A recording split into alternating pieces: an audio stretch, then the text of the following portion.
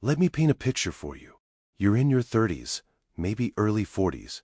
You've got a job. You're contributing a little bit to your 401k. Not a ton, but something. You tell yourself, I'll get more serious about retirement when I make more money. You assume that by the time you're 65, it'll all just work out. Because that's what we're told, right? Work hard. Invest consistently. The market goes up. Compound interest does its thing. You retire comfortably. But what if I told you that the average American nearing retirement doesn't have $1 million saved, not $800,000, not even $500,000? And when you see the actual number, it's probably going to make your stomach drop. Because here's the thing.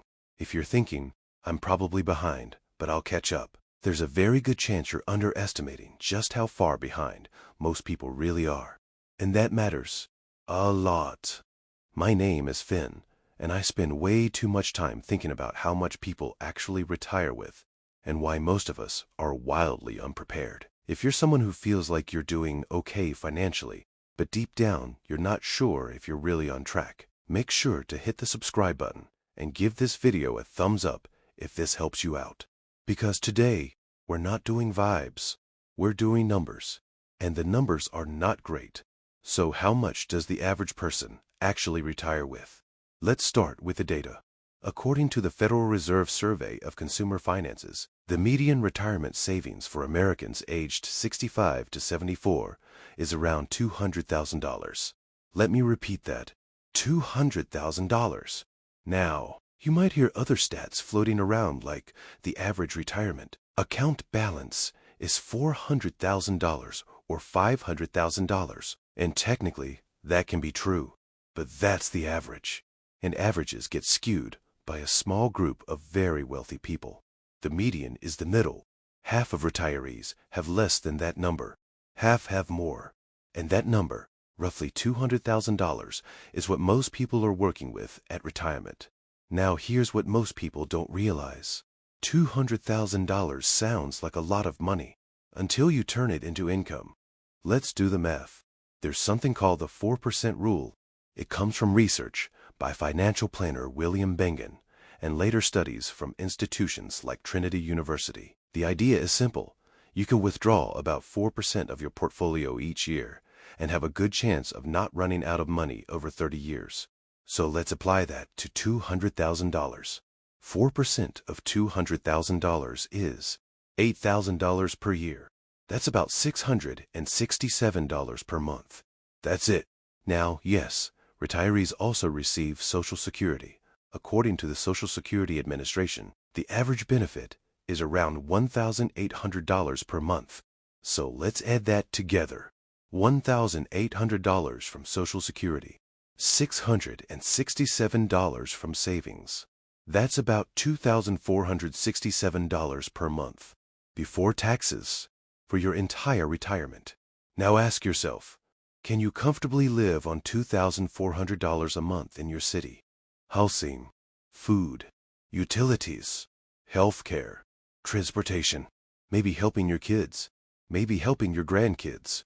It's tight, and that's assuming you are at the median. Here's where it gets really interesting. That $200,000 median includes people with pensions. It includes people with paid-off homes. It includes people in low-cost areas. If you strip those factors out, the situation can look even worse.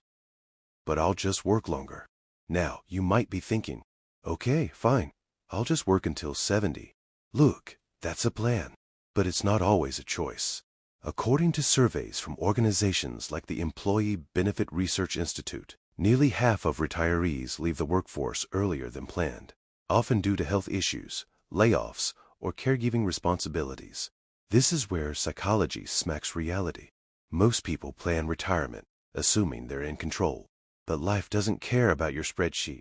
If you're 62 and your back gives out, or your company downsizes, or you need to take care of a parent, the timeline changes fast. And if you were already cutting it close, that margin disappears. Why is the number so low? So how did we get here? How did the median retiree end up with around $200,000? It's not because people are stupid. It's because of three major psychological traps. 1. AVE-style inflation. Here's the pattern. You get a raise. You upgrade the apartment. You upgrade the car. You upgrade the vacations. Not dramatically, just a little. And here's what most people don't realize. Small upgrades compound, just like investments do. If you make $60,000 and save 5%, that's $3,000 per year. If you get a raise to $75,000 and still save 5%, now you're saving $3,750.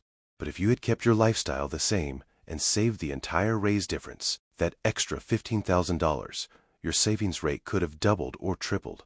Instead, most raises get absorbed. Not because we're reckless, because it feels deserved. Which brings me to the second trap. 2. The future me will figure it out illusion. Psychologists call this temporal discounting.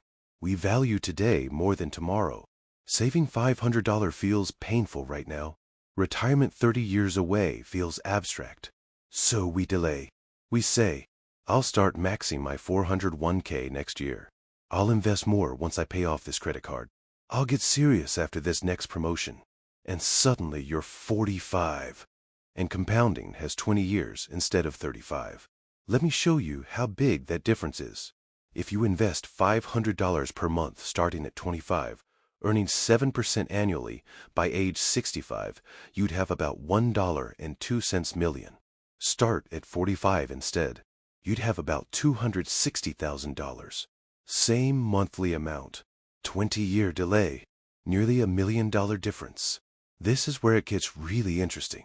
The people who retire with $200,000 often did invest.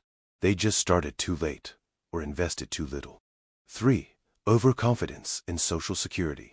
There's this quiet assumption that Social Security will handle most of it. But Social Security was never designed to fully replace your income. It was meant to supplement savings and pensions. And pensions?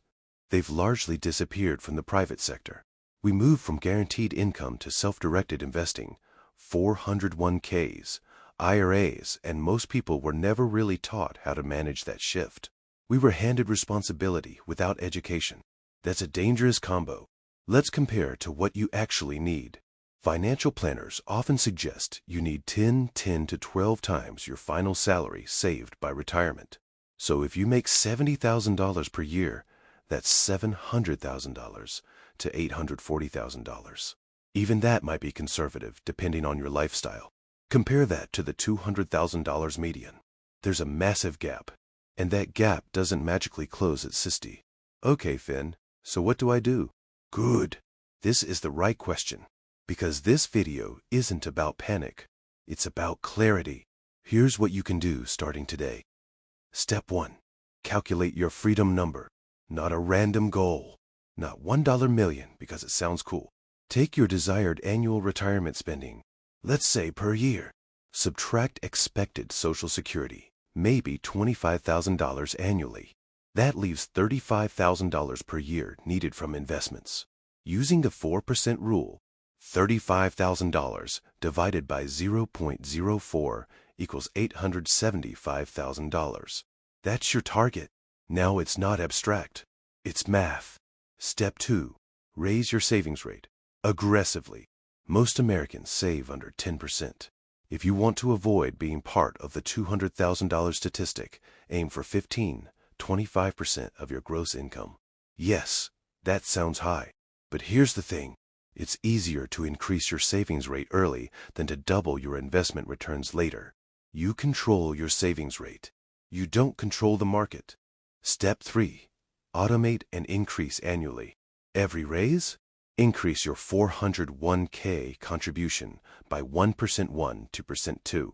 You'll barely feel it, but over 10 years, that can transform your trajectory. This uses psychology in your favor. You never see the money, so you don't miss it. Step 4. Don't outsource awareness. Even if you use index funds, even if you use a target date fund, you still need to know your number. Check your accounts quarterly. Run projections. Adjust. Retirement isn't something you set once and forget for 30 years. A story that sticks with me. I once talked to someone in their early 60s. Good job. Solid career. They assumed they were fine. Never really checked the total. When they finally added everything up, about $240,000 saved. They thought they'd have double that. They didn't feel reckless. They just never did the math. And that's the scariest part. Most people aren't wildly irresponsible. They're just slightly undersaving for decades. And slight undersaving compounded over 30, 40 years becomes massive underfunding. The real risk isn't market crashes. Here's what most people don't realize. The biggest risk to your retirement isn't a stock market crash. It's undersaving consistently. A 2008 style crash hurts, but markets recover. Lost decades of low contributions. That's harder to fix. Because you can't go back to age 25. Time is the asset you can't replenish. So is it worse than you thought? Probably. But that's actually good news. Because awareness creates leverage. If you're 25, 30, even 40, you have time. If you're 50, you still have options. Downsize earlier. Delay retirement strategically. Increase savings dramatically for 10, 15 years. Cut fixed expenses now to reduce the future number you need. There is always a move. But ignoring the numbers, that's the one move that guarantees regret. Final thoughts. Look, I'm not telling you this to scare you. I'm telling you this because the system quietly normalizes mediocrity. If the median retirement savings is around $200,000, that means millions of people are heading into their 60s thinking they're about average. Average isn't safe. Average is stressed. Average is hoping nothing goes wrong. You don't want average. You want margin. You want options. You want to be able to say no to things at 65. That starts today. Run your numbers. Raise your savings rate. Automate the increase. And stop assuming future you will magically fix present you's hesitation. Because future you is counting on you right now. If this helped you think differently about retirement, even a little, hit that subscribe button, give this video a thumbs up, and share it with someone who needs to see it. Because the earlier we face the real numbers, the better the outcome. I'll see you in the next one.